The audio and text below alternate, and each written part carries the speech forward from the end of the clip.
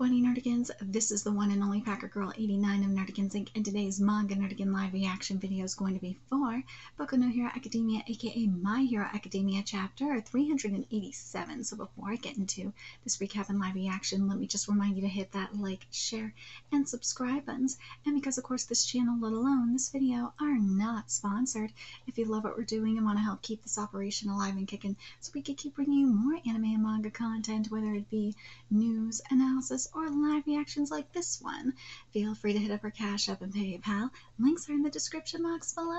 So, okay, so, last chapter of Boku no Hero Academia.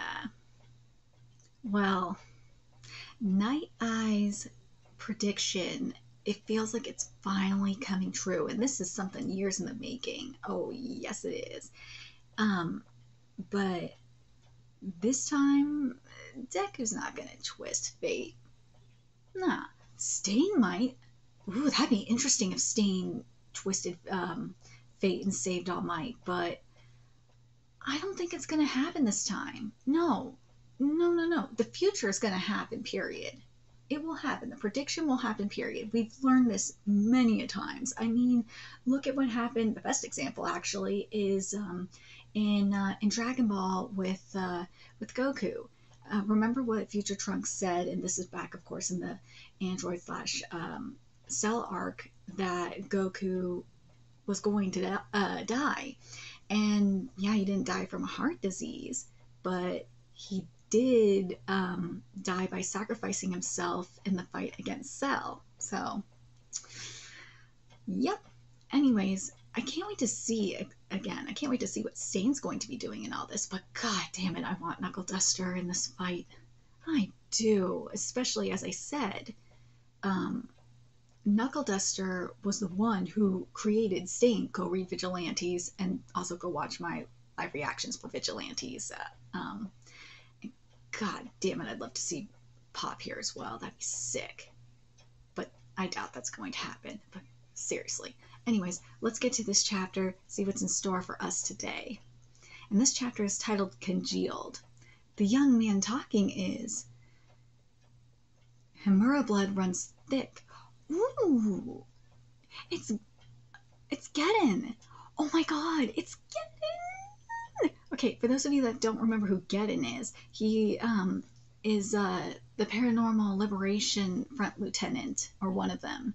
And he has ice manipulation, and he fought Dabi back in the My Villain Academia arc. Oh, that fight was so freaking good. In the old days, there was a Himura village chief whose position enabled him to establish multiple branch families, even though land reform had no effect on the family's wealth and pride. Oh my god, we're getting hero history. I love when we get this shit. I do. Again, go read Vigilantes, because that's where we get the real hero history as well. Oh god, that manga is so freaking good. But anyways, basically, Nochi Kaiho is the emancipation of farming land. And in 1947, the government mandated the sale of 5.8 million acres of land to the farmers that worked it. But the rise of meta abilities marked the start of their decline and led to their eventual downfall. They despised the thought of diluting their bloodline.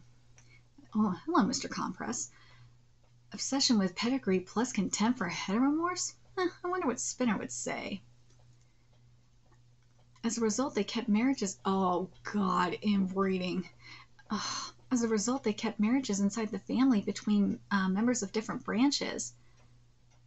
That's what you meant by the blood running thick. Closed off from the outside world, the Himura clan dwindled as time passed. The final nail in the coffin came when the main family began to sell itself off. Wow! When word of that got out, the remaining branch families scattered. I myself was one of them. Eventually, Redestro recruited me. Generation after generation, meta abilities grow in strength and complexity.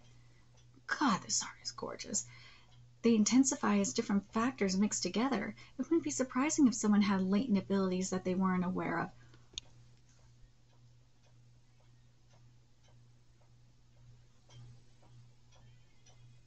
Are we really gonna... Oh, God. Are we really gonna do this with Deku?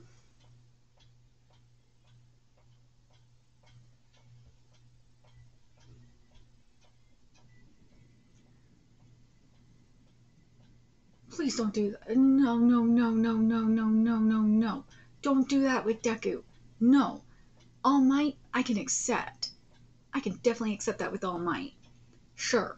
Deku, don't do that with Deku. No, no, no, no, no. No, Deku ain't no Koichi. No. I refuse. No. I hope that doesn't happen with Deku. Fuck no. If that happens with Deku, that will make, at least from, in my opinion, that will make Deku a fucking Gary Stew. Ugh, I don't need a Deku Stew. Don't do that. No. No. Don't do that shit. Don't make Deku a Deku Stew. Don't do that shit. Again, as I said, All Might, I can accept that. But Deku, fuck no. Fuck no. I refuse to accept that shit. Because, as I said, by the end of the series, I want Deku to be quirkless. I do. God, don't do that shit. Don't do that shit. The other thing is, I'm going to spoil Vigilantes for a second here. And also, this panel is fucking great. Okay. Actually, you know what? I'm going to read this whole thing, and then I'll give my thoughts on this. They intensify as different factors mixed together. It wouldn't be surprising if someone had latent abilities that they weren't aware of. When people set their hearts aside and pursue that power, I wonder what kind of future it will bring.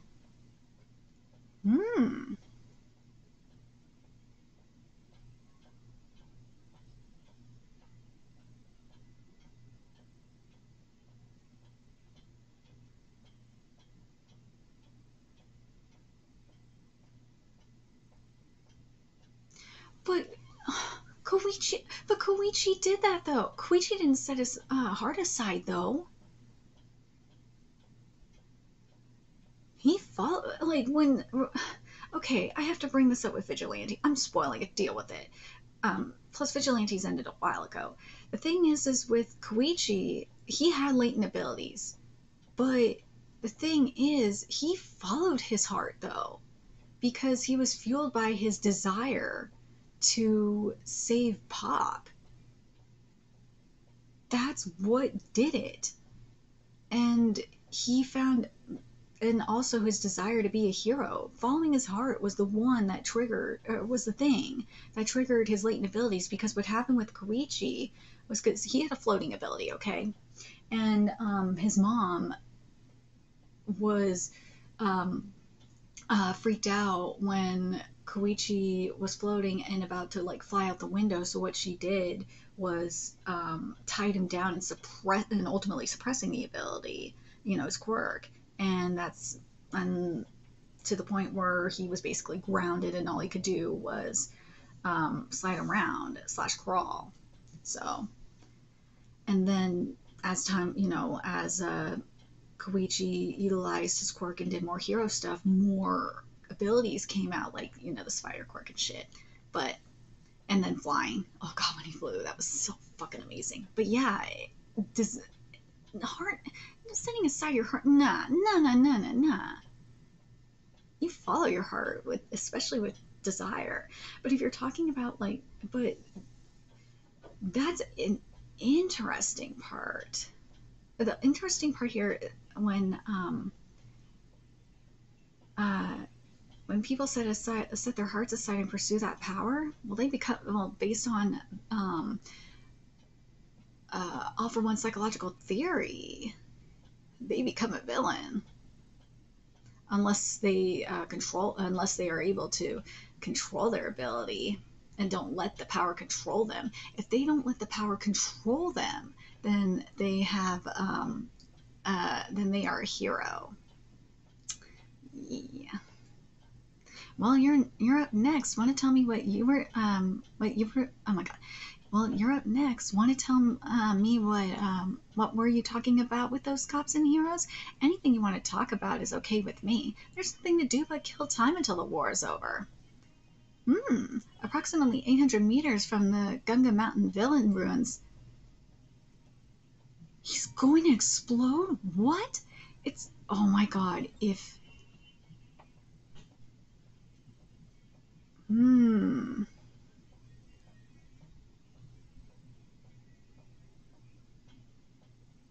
if Endeavor unleashes a power, I wonder if they are also, they could be referring to Endeavor here. Okay, it's not just the evacuation blocks. Pixie Bob and the heroes dealing with Toga's clones are also in range. Dude, this art is everything. Crap, the damage I took from All for One is slowing me down. I don't think I can lure Toya any further away. Dad, look at me.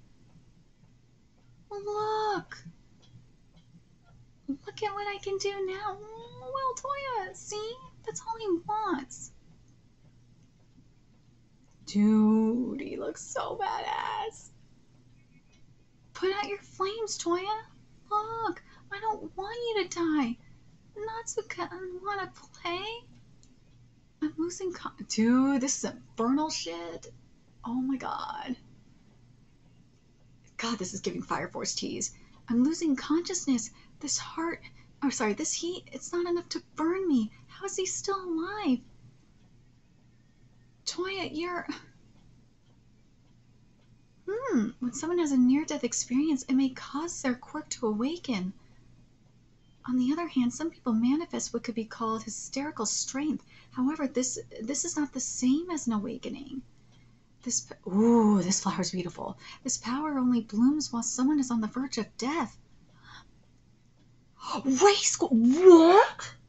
Ray's quirk. Okay, I have to point this out, and I said this a while ago too. You see, Endeavor, if you would have trained with Toya, you could have found this shit. If you would have trained Toya and helped him find a way to control his power, you would have found this shit, moron. I'll win today and keep my eyes on Toya. Yes. All of this is my responsibility. I thought I had to bear this burden and stay alive to make amends for what I've done. But you've been looking at me all these years, and I turn my eyes away from you. I have to make amends to you. A dream I keep having, a family with everyone but me. I won't let you die alone, but I won't let you drag anyone else into this either. Yes! We won't make it far away enough if we stay on the ground, so I'll make use of Toya's firepower to propel us upwards. Brilliant. Wait, not yet. Just a little more time. Himura blood runs thick. Ray! Mother! You're guilty. Ooh, you're guilty too, Mom. I love this. I love that Ray is here too. This chapter was freaking everything. I'm glad that this was that this was the Todoroki stuff. This is perfect. I love this so much because it all ties back to what Toya said, that Ray is just as guilty, because Ray could have done something too. She could have tried to find a way to help Toya cope with what was going on. She could have, and she didn't. She and Endeavor are just as guilty, and her being here with Endeavor is everything. And let's go back up here. And Geddon saying this and giving the origins of, the Himura clan and the Himura village and shit like that, and talking about latent abilities and stuff like that. I'm really, really pleased with this writing is fantastic. I'm so happy with this. Very pleased. Very pleased. again, this really is making me think of Koichi in a way too. God, this really is a lot like Koichi. And now that I'm thinking about it, something that not Endeavor, that All for One was doing near the end of Vigilantes, and I remember him kind of saying this too. Near the end of Vigilantes, he said he was, and he was watching the fight between, oh my God, Nameless Number 6 and Koichi. He was observing the fuck out of it because he wanted, and he was taking notes on that shit because he wanted to use that data, in like, especially in the fight against All Might, or not All Might, obviously. So,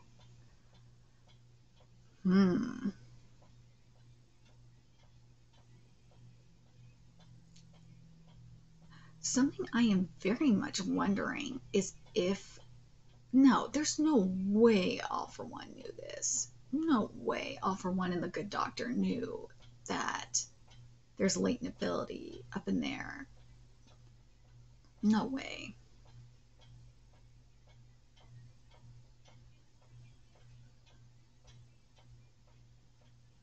But the thing that I like the most about this chapter is that it shows that if, in hindsight, Endeavor realized, in hindsight, if he and Ray would have done their job as parents, they could have worked together. Like, Ray could have helped cool Toya down. They could have worked together and helped cool Toya down. And not only that, help awaken Toya's ability to help him, help himself. This is, again, I've said this many a times. The thing that Horikoshi loves to do, he loves doing content and writing content for anti-heroes. That's when, like, Boku no Hero Academia is at its peak, is when we get Todoroki content, Bakugo content, like all the anti-hero stuff and villain stuff, obviously, is when we get peak Boku no Hero Academia content. And the Todoroki content continues to be fucking amazing. And if Toya, well, Toya's obviously gonna die. If Endeavor, and I thought it was just gonna be Endeavor dying, but if Ray dies with Endeavor and Toya, I will not be mad at that. I like this a lot because then they will essentially atone for their sins. I will be happy with that. Very happy with that. Very much happy with that. I really wanted Shoto to be there. I'd like the rest of the family to be there. But I don't think they will. And that's okay. I really wanted the Shoto not going to make it, obviously. Do you guys think that's a good question, the rest of the family not going to make it there? But the thing is that, as I said, this is something that mainly Ray and Endeavor need to do themselves because they were the ones ultimately who created this monster. So they need to be the ones to ultimately take care of it. And I love it so much. This is freaking Horikoshi. I am very happy with this. Very happy with this. But as I said earlier, in terms of latent abilities, because remember, Deku's going to have obviously going to have near-death experience to boot. Probably multiple near-death experiences. I really, really do not want Deku having a latent quirk or anything like that. Don't do that to Deku. I'm begging you, Horikoshi, don't do that. With All Might, I would be okay with it. Fine. Do that. You could do that with All Might. Sure. But Deku, not with Deku. No, no, no, no, no, no, no, no, no, no, no, no. The other one that I would be kind of interested in terms of a latent ability. I'm trying to think, what was the one I was thinking of that I'd be fine with a latent ability? Oh shit, I just had it. Oh, now I remember what I was gonna say. Now I remember what I was gonna say. The other one I think would be interesting to have a latent ability, and I feel like because the thing that's very interesting that we've noticed, and I've talked about this for a while, this is why I kind of haven't done a theory video on how I want Boku no Hero Academia ending, is because I wanted to see how things play out a little bit longer, especially with Boruto in particular. Is with Shigaraki in particular, because remember, Shigaraki has something similar to TOYA, where their quirk is because of, again, as I've mentioned with vigilantes, all for one psychological theory, hero-villain psychological theory. Shigaraki's power is very much out of control, and I really would like to see a latent ability from him that control. I mean, yeah, to an extent, he could kind of control his power, and we did. You know what? Now that I think about it, we did see him. Shigaraki take back control of his body. We did see that. We did, but I feel like there's something else. There's going to be something else with Shigaraki. I feel like this is foreshadowing something with Shigaraki to boot. This is. But the other thing that's very interesting here as well, now that I think about it, is if the Hamura ice power is supposed to manifest during like a near-death experience, why didn't it manifest when Toya was practically dead when he was younger? That's the thing that I'm very curious about. I'm very curious what you guys think about that. Let me know your thoughts in the comment section below, what you guys think in regards to that. Why do you guys think that the Hamura ice power didn't manifest when Toya was basically dead? Or was it because of his body being, because he was too young? And do you think if Toya was, if Endeavor and Ray were doing their job as parents and working to help Toya control his power, do you think his power would have manifested earlier? That's a really good question. Let me know your thoughts in the comment section below. Maybe I'll do a theory video on this. Let me know if you guys want that too. Let me know either in the comment section or hell, on Twitter or on Discord. I'm very active on Twitter and Discord especially.